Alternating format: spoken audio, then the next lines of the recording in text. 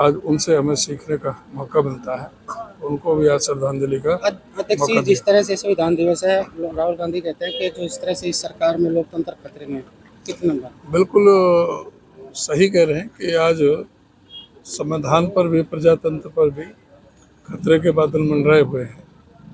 जिस तरह से मोहन भागवत ने कहा था संविधान की समीक्षा करेंगे, आरक्षण पर हम पुनर्विचार करेंगे, और जो संविधान को बचाने के लिए जो संविधान में प्रोविजन किए गए थे, जो लोकतांत्रिक संस्थाएं खड़ी की गई थी, चाहे वो सीबीआई है, चाहे इंटेलिजेंस ब्यूरो है, चाहे इनकम टैक्स है, चाहे इलेक्शन कमीशन है, चाहे जुडिशरी है, आज सभी की क्रेडिबिलिटी पर प्रश्न चिन्ह लगे हुए हैं।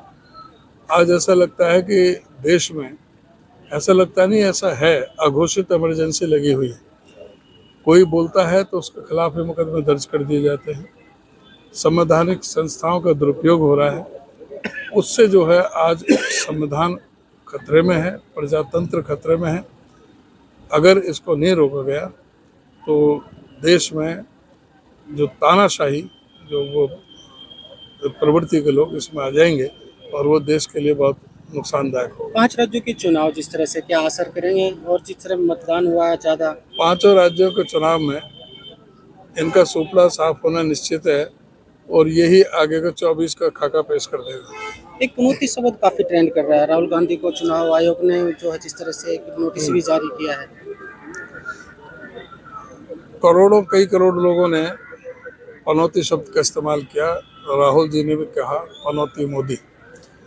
इससे पहले भी आपको ध्यान दिलाऊं, राफेल पर जो घोटाला हुआ था तो राहुल जी ने नारा दिया था कि चौकीदार चोर है, और सारे बीजेपी के आरएसएस के नेता कि मैं भी चौकीदार, मैं भी चौकीदार, मैं भी चौकीदार।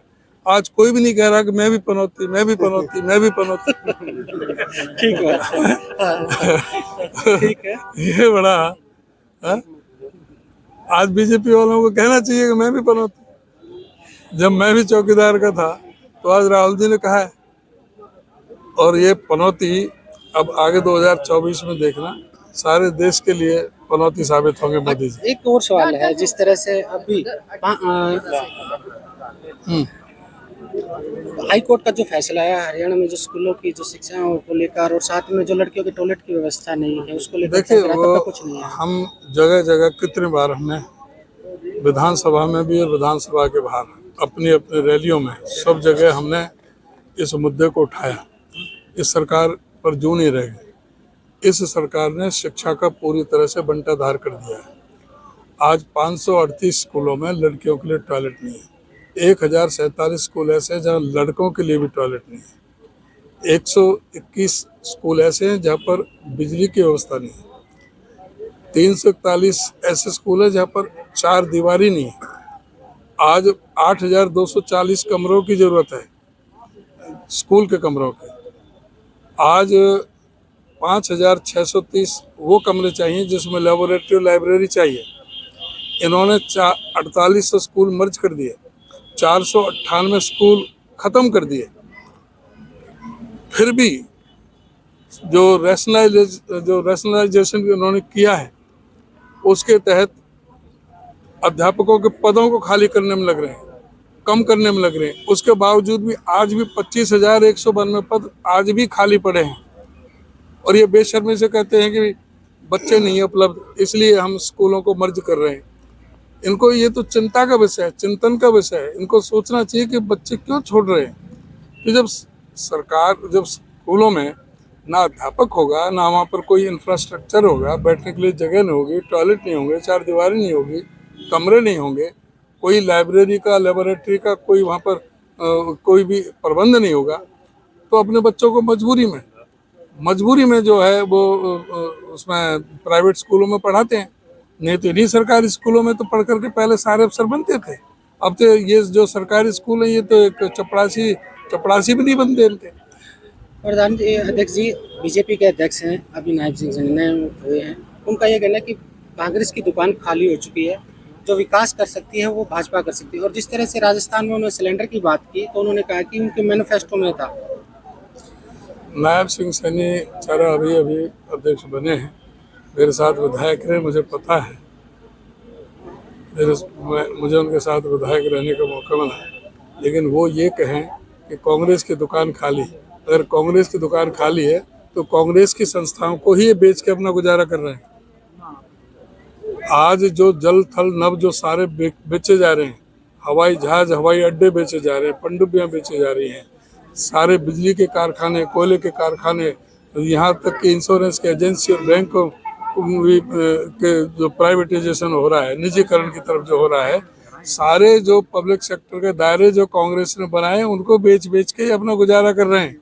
कांग्रेस की दुकान खाली नहीं है, इनकी दुकान में कोई सौदा नहीं। उन्होंने सिवाय भाजपा भारत जलाओ पार्टी, इन्होंने सिवाय नफरत के बीज बोने के और देश को कुछ दिया ही नहीं है। एक जहरीली शराब से जूनागढ़ में जो मौतें हुई उस पर सरकार कह रही है कि हम इसमें जांच कराएंगे। अभी देखें कि भाई किस तरह से, पहले भी सोनीपत में 32 लोग मारे गए थे, अब 22 लोग मारे गए हैं जहरीली शराब से। अब उसके लिए आबकारी मंत्री कौन है? Deputy CM Dushyant Chautala. और गृह मंत्री कौन है? अनिल विज।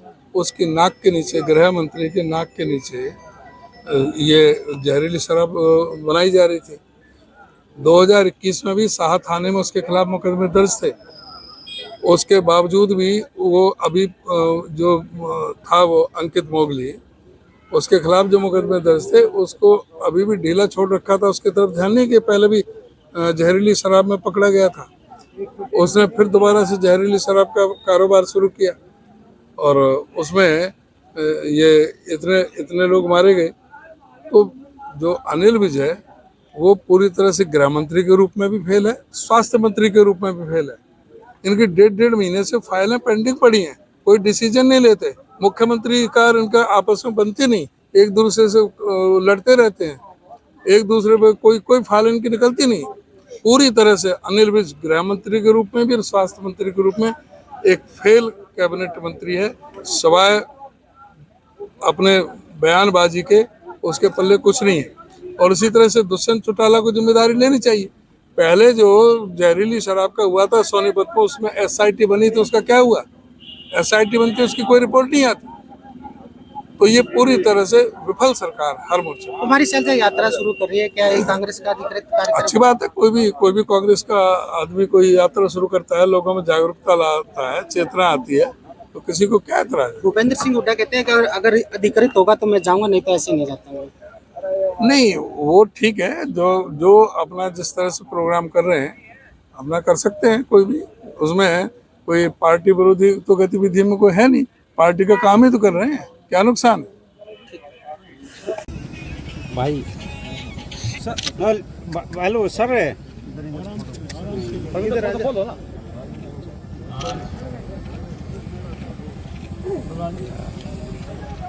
हम सब उपस्थित हुए हैं। हर वर्ष की तरह, हर साल की तरह